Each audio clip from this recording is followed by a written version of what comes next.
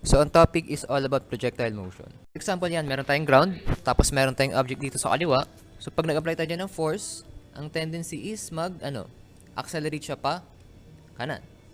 And then, ano yung reason kung bakit siya tumigil? No, sa point na yun. So, kasi, due to friction, no? So, due to friction, it will stop.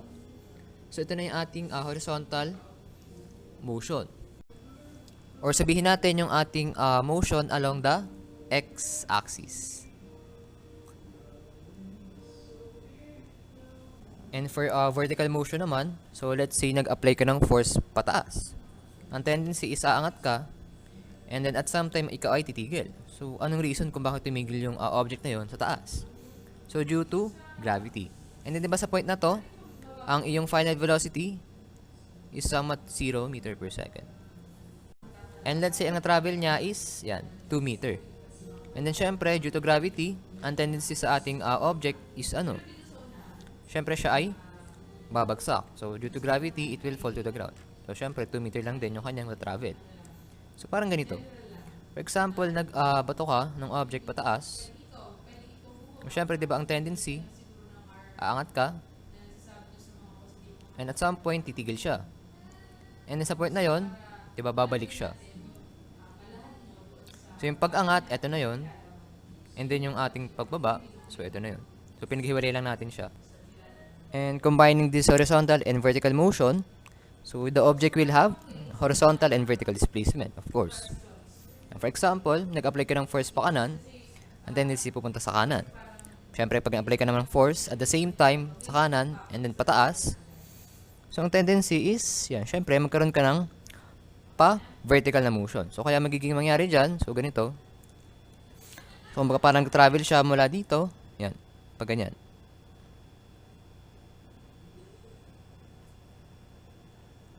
Paganyang direction. So, meron ka ng paangat, at the same time, meron kang pakanan. And syempre, as introduction pa lang naman sa ating topic, so i-assume na natin itong mga assumptions na to sa projectile motion. First assumption is the effect due to air resistance is negligible.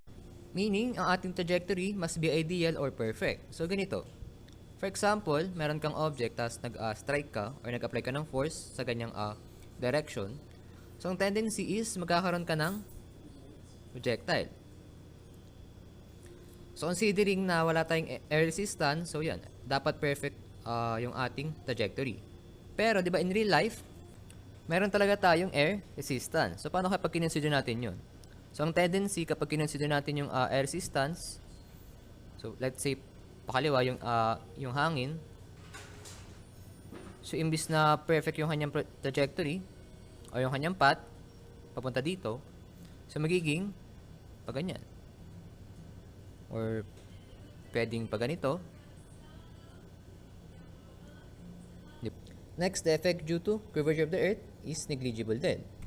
And the next, the effect due to rotation of the Earth is negligible pa rin. And then lastly, meron tayong tinatawag na acceleration due to gravity is constant over the range of motion. So, meaning, kunwari ito yung ating trajectory. So, ganyan siya. So, sa lahat ng point na to or sa path na to, yung acceleration daw is constant. Or sabihin natin hindi nagbabago all throughout. So, sabihin natin A is equals to negative 9.8 meter per second square. Okay, so next, comparing motion in 1D and then in 2D. So, ganito.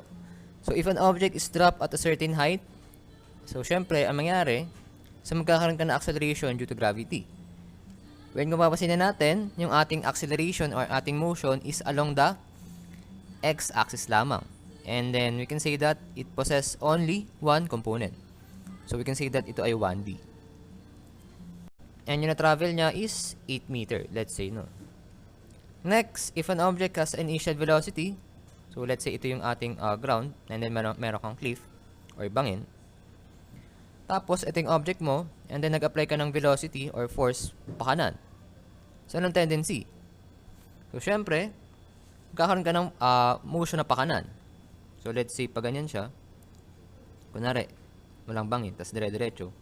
Pag nag-apply ka, ang tendency is pupunta ka dito, or papunta ka pa kanan. Tama, di ba? Kaso, bangin to or somewhat cliff. So, pag nag-apply ka ng force dyan, pupunta ka sa kanan, at the same time, ikaw ay malalaglag. So, kaya meron tayong motion along the x-axis. At the same time, meron tayong motion sa y-axis due to gravity.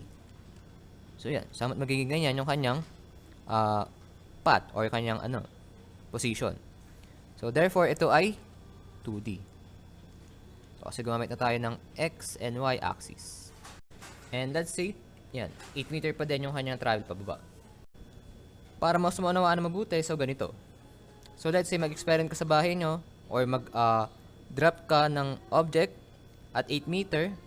Tapos sabihin natin, kunyari lang. So, 2 seconds siya bago bumaba. 2 seconds. And then, let's say, same height. So, 8 meter lang din. Tapos, pinitik mo to, pakanan.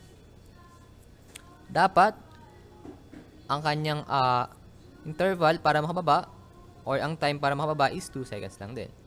So, kung ayaw maniwala, so, try nyo. So, kasi sabi dito, both objects are falling at the same rate. And then, if they are falling at the same rate, the time it takes to reach the ground for both scenario is equal to each other. So, ibig sabihin, kung 2 seconds to, dapat 2 seconds lang din to.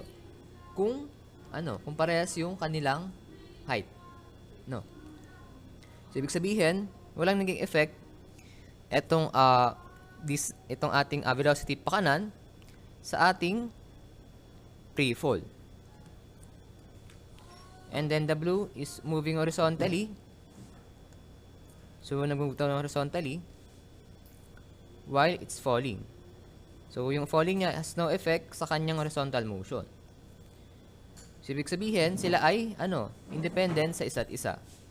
So, it means that horizontal and vertical motions are independent on each other. Meaning, hindi nila naapektuhan yung isa't isa.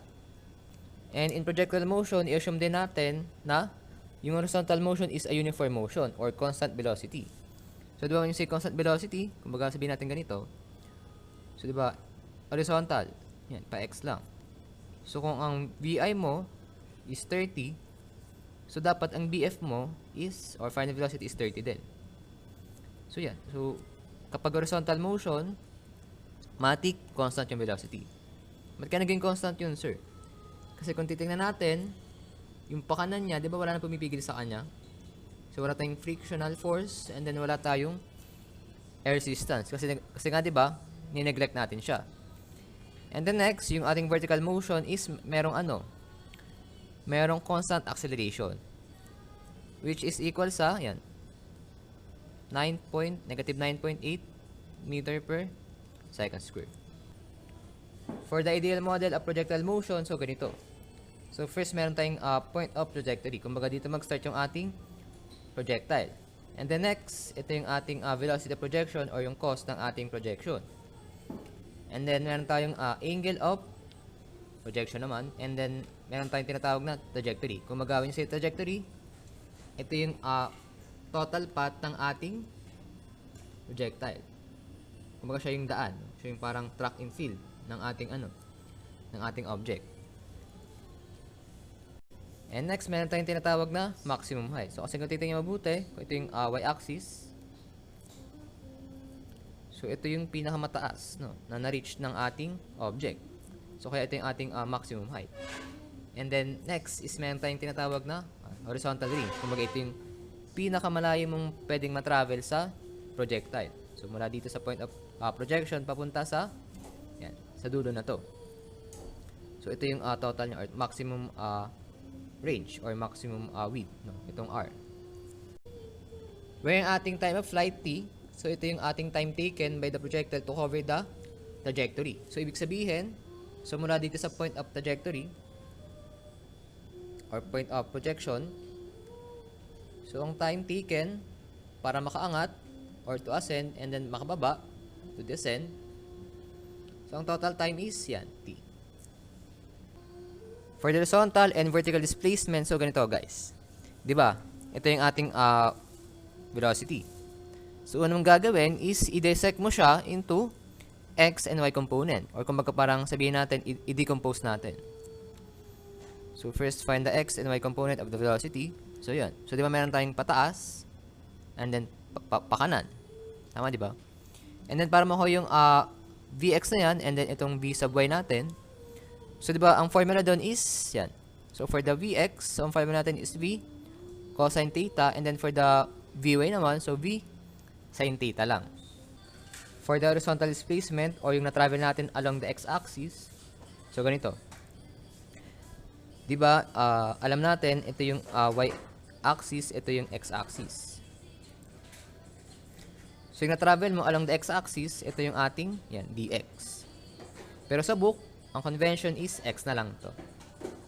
And then, ang travel mo naman, so, lagyan natin axis para hindi malito. So, yung na-travel mo along the, so, let's say, ito yung point na yun. So, yung na-travel mo along the x-axis, isabihin natin dy. Pero, as convention, so, y na lang yan. For horizontal displacement, di ba, ang ating acceleration is 0. So, di ba, wala naman nag-cause para mag-accelerate tayo pa kanan o pa kaliwa. So, therefore, 0 ang ating ax. So, di ba, ganito ang ating formula. So, d is equal sa vi, or initial velocity, times time, plus, yan, 1/2 acceleration times time square. Let's say, no, ito yung ating position after 3 seconds. So, para mahanap yung x na to, or itong distance na to, sa x-axis, so, ito yun. Ito yung formula. So, kaya ang gagawin lang natin, so, itong d, palitan lang natin ng x. Yung itong vi, so, ang katambas niyan dito is ganito. So, vi is equal sa v sub 0. Meaning, yung v sub 0, ito yung velocity mo at time is equals to 0 second. So, di ba ito yon? So, ito yung 3 seconds. Ito yung 2. And then, syempre, 0 ka dito. So, kaya itong vi, so, palitan natin to ng v sub 0. So, ito yung v sub 0 natin. No? Ito yung kulay blue na yun. Pero, di ba, x-axis lang ang ating pinag-uusapan. So, dapat, ito ay maging v o x. Or sabihin natin, ito yon. So, ito yung vo. So, ito yung vox niya. Or v sub 0x. So, ito yun. So, kaya magiging v sub 0 tapos x component times t plus 1/2 when ating acceleration is so, 0, di ba? Times, yan, t square. So, kaya ito magiging 0 na lang. So, therefore, ang ating formula para sa ating yan. So, ito yung ating formula, For the vertical displacement naman, so, yun lang. Same equation lang din. So, pero ang pinakaiba natin dito, so, ito is meron na siyang acceleration due to gravity, which is 9.8 meter per second. So, kung ulitin natin, kung ito yon, tapos ito, yung na-travel mong distance sa y-axis. Sabihin natin yung y-axis. So, ito yun. So, sabihin natin, y na lang siya. Yan. So, therefore, y. So, ito, di ba? Itong d, magiging y na lang. Tapos, itong vi. So, diba, equal siya sa vo or v sub 0. And then, dahil y component lang tayo, so, yan. Dapat, yan. Y component ng v sub 0. So, kaya papalitan natin yan. Times t plus 1/2. So, ang ating a is, ayan. So, gawin na lang natin tong gravity or g na lang. So, and then t square. So, yan. So, kaya, magiging ganyan yung kanyang formula. So, bakit nga ba sir kinuha ulit yung x and y component? Ba't ba dinidecompose pa? So, kasi ganito. So, pag napaghiwalay mo na si x component at si y component, pwede mo nang isolve sila ng separate. Yung horizontal motion, makakompute mo siya. And then yung vertical motion is makakompute mo din. Let's say after 3 seconds, andito na yung ating object. No? So, ang question is, gaano siya kalayo mula sa origin? Or sa mat yung direct distance mo doon sa ating origin. So, paano kaya makuha yun? O yung tinatawag nating R. So, for the distance from origin to projectile at any time is equal sa, yan, R is equals to square root of x square plus y square. So, paano naging ganyan formula, sir? So, kasi kung titignan natin mabuti, gano'n ba kalayo to?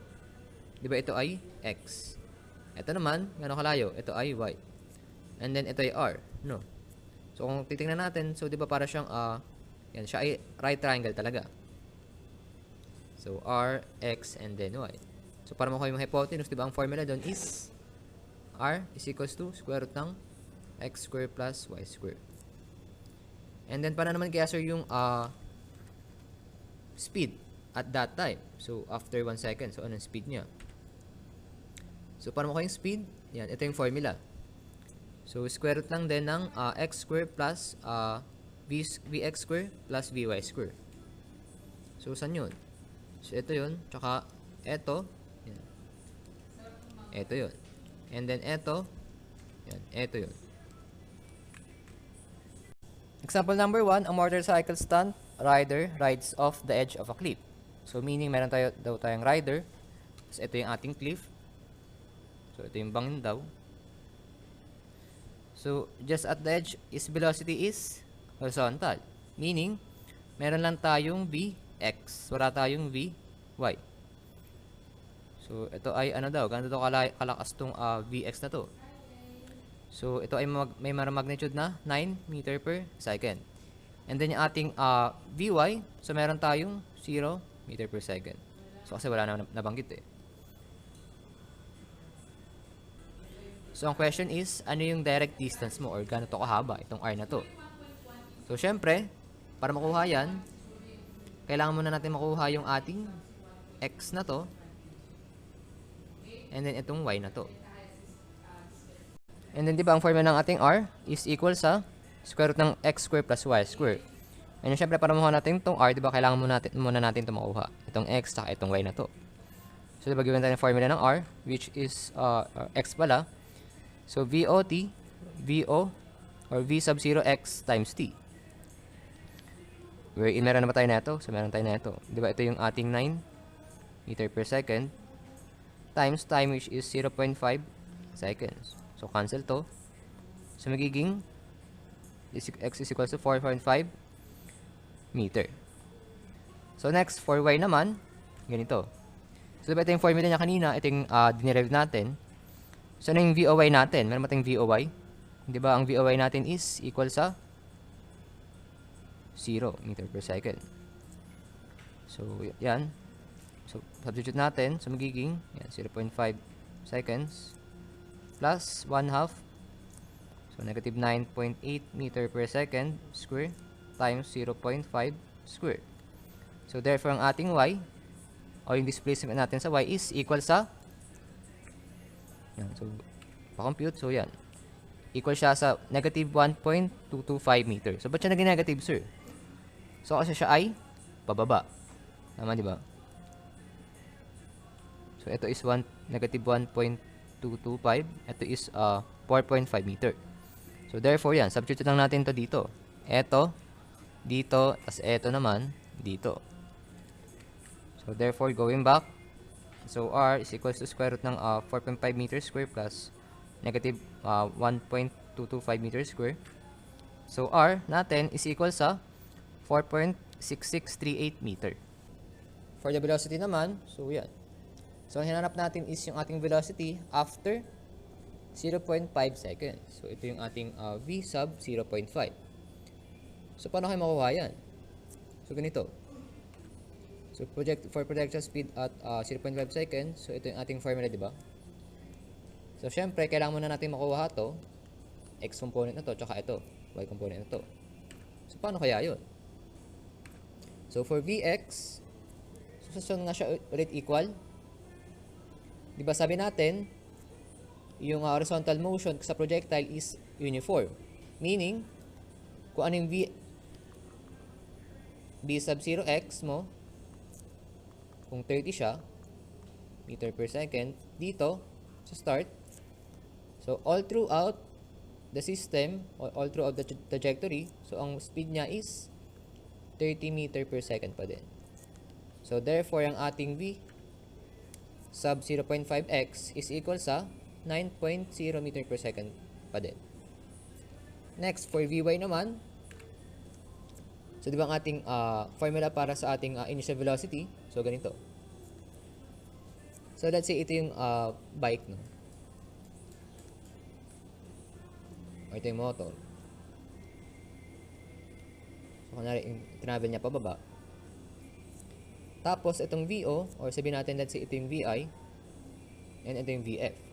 No? When di ba ang ating katapat sa VI, ito yung ating V sub 0 na Y. Tapos ito naman BF natin, ito yung ating ito. So B sub 0.5 Y. So Y ito Yan. So palitan natin to. So ito magiging V.5 yan sub Y 0.5 Y tapos equal sa VO Y plus 80.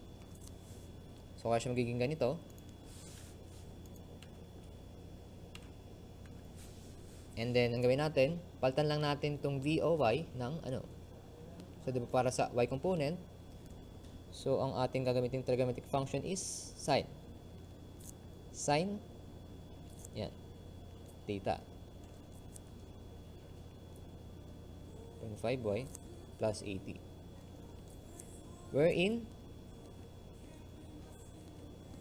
ano ang ating sine or sine 0. So diba ang theta natin is 0 degrees. So kaya magiging siya. Okay, substitute natin. So magiging 9 meter per second times sine 0 plus 80. 0.5 or gawin na natin meter per second square times time which is 0.5 seconds. So therefore magiging yan, ito cancel na lang, 0 na lang to or 0 na lang. So therefore ang ating V sub 0.5y is equal sa negative 4.9 meter per second. So ibig sabihin ito yung ating BF sa sampan ng part na to. So therefore meron tayong x component ng ating V sub 0.5 and then y component So yan, substitute natin sa formula. So eto magiging yan, square root ng 9 meter per second square plus negative 4.9 meter per second square. So therefore ang ating V sub 0.5 is equal sa 10.2474 meter per second. For the direction of the velocity, so ang gagawin mo lang dyan is eto. So hanapin natin yung angle na to. So para makuha yung theta sub 0.5 or yung angle mo at 0.5 second. So kasi ang formula talaga doon is eto. So theta is equal sa inverse tangent ng y component over x component. And then kung titingnan natin, so di ba y component naman to, and then ito is x component. So by substituting the values, so ang ating 0.5 or ang ating theta sub 0.5 is equal sa 28.5658. So kumbaga pag ganito, so dahil with respect sa reference na to, so pababa siya kasi or counterclockwise or clockwise kasi negative So kaya equal siya sa negative 28.5658 degrees. So therefore ang ating velocity at 0.5 seconds is equal sa 10.2474 meters per second. And ang direction is so 28.5658 degrees south of east. Example number 2, a batter hits a baseball so that it leaves the bat at speed of 37 meter per second. So samat ito yung ball natin. And then hinit daw siya and then meron siyang speed na 37 meter per second. And then yung ating alpha sub 0 is 53.1 degrees. So first na hinahanap is yung position niya or yung x and y coordinate or yung x and y positions or yung mga distances natin along the x and y axis. And the next, yung velocity niya, yung magnitude and yung direction. After what? After 2 seconds. So, anong una natin gagawin? Unang gagawin lagi is i-dissect muna natin yung ating velocity into x and y component. So, hanapin natin to muna. So, v sub 0x. So, para makuha yung x, di ba? So, sine or cosine pala. So, for v sub 0x, so v sub 0 cosine alpha sub 0. Equal siya sa 37 meter per second times cosine. So, anong ating angle? So, di ba meron tayong 53.1 degrees. So, pag kinompute natin, dapat ang sagot is 22.2155 meter per second. So, for the y component naman, or v sub 0y, so yan, sine naman ang gagamitin nating trigonometric function. So, after multiplying, so ang sagot is 29.5883 meter per second. So, yan, na-decompose na natin siya into x and y component. So, anong sunod na gagawin? So, yan, makuha na natin si x and then si y. So, let's say, andito siya, no? So, hanapin natin yung x and then yung kanyang y component. So, syempre, x muna. So, for x, diba ito yung kanyang formula? Wherein, eto, di ba meron na tayo na ito? Di ba ito yun? Meron na tayong v sub 0x. And then, times time, which is meron tayo. So, yan, times na lang.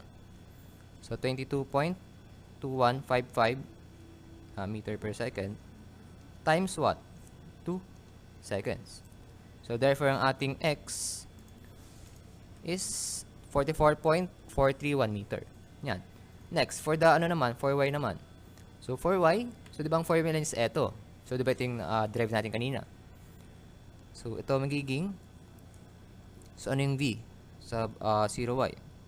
So, meron tayong 29.5883 meter per second times, times 2 seconds plus 1/2 times negative 9.8 meter per second square times 2 seconds square. So, dapat ang magiging sagot is 39.5766 meter. So, ibig sabihin, eto, yung haba neto is 44.431. And then, eto naman, ang haba neto is 39.5766 meter. Next na hanapin natin is yung velocity at 2 seconds or yung ating v2. So, syempre, para makuha siya, ang kailangan mo makuha is yung kanyang x and y component. So, for v sub 2x, so, dapat ang value niya is equal lang din saan? Equal lang din sa v sub 0x. Bakit kaya? Kasi diba, based sa ating assumption, constant yung ating velocity at horizontal motion. And then for naman, for y component, so ito yung ating formula. So for VF, ano ba yung VF natin? So let's say ito yung VF. Ito yung V. O yung final velocity natin. And then yung initial natin is ito. Plus AT. So kaya siya magiging ganito. No. So VOY. So therefore yan, by substituting, so meron tayong value neto, di ba? A acceleration, so ito. And then time, so ito yon. So yan. Ang sagot is 9.9883 meter per second. Sabi naman tayo, no? So ang hinanap dito is yung time daw na kung saan yung ball is ma-reach niya yung highest point of the flight. So nasa yung highest point of the flight. So sama andito siya, no? So paano kaya makuha natin yung time doon? And then next, hanapin naman daw is yung height niya sa time na yon. So paano yun? So ito yung hinanap natin, no? So yung time na to, no? So 40. So ang formula na gagamitin natin is eto. So VF is equals to VI plus AT. So ano kaya ang component na gagamitin natin? Yung X ba? O yung Y? Siyempre dahil paangat, so Y component ang gagamitin natin. So kumaga paangat. So ano kaya yung VF natin? So ang VF natin, so at this point kaya, ano kaya yung VF natin or anong acceleration nito? Di ba siya ay 0? Tama, di ba? Kasi at that point, di ba, hindi na siya aangat. So, bababa na siya. Kaya siya magiging 0.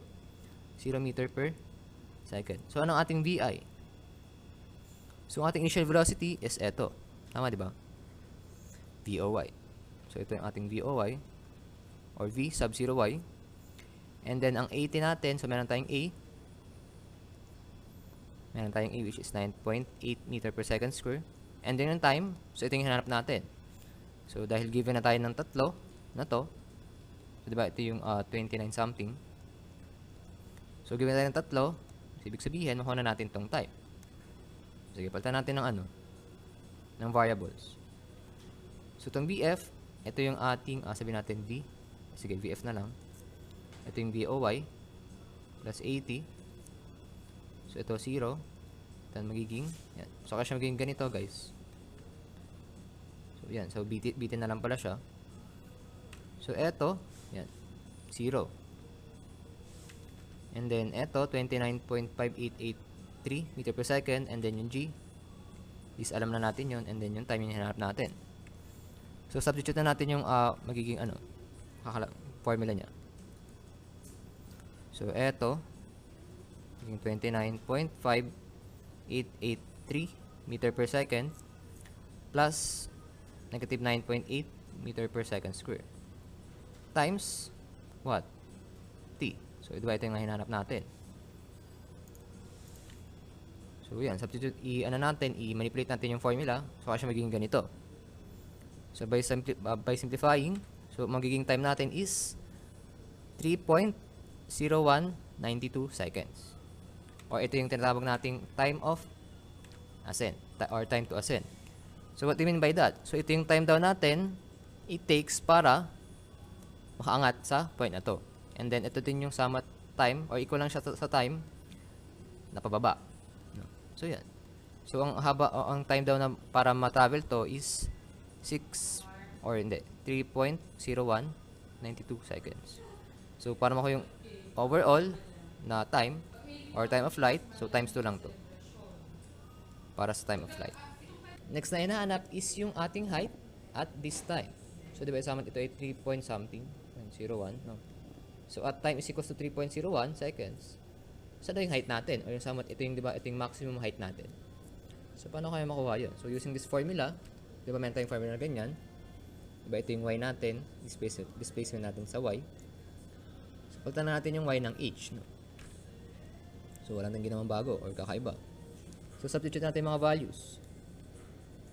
So, ito is equal sa 29 something times time which is 3.01 seconds plus 1/2 times negative 9.8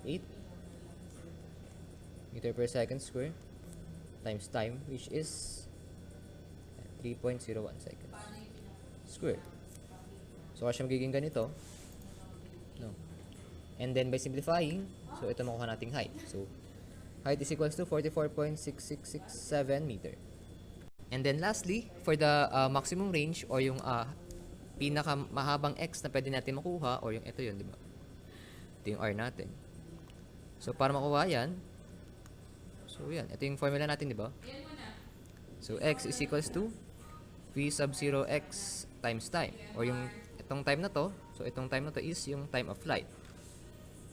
When, di ba, yung ating time of flight is equal nga saan? Sa time of ascent plus time of descent.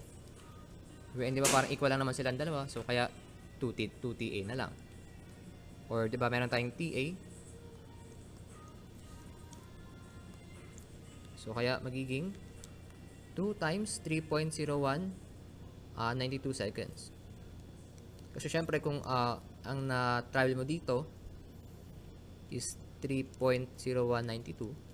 So, same lang din yun sa pababa. Kaya tinensto ko na lang dito. So, yan. So, for the time of flight or for the total time para makover niya itong trajectory na to is 6.0384 second. So, yan. So, substitute na natin sa sa value or sa ating formula. So, ito. So, ito. Yan, meron tayo na ito. So, which is 22.2155 meter per second times ating time of flight is 6.0384 seconds. So therefore, ang ating maximum range or ang ating R is equal sa 134.1461 meter.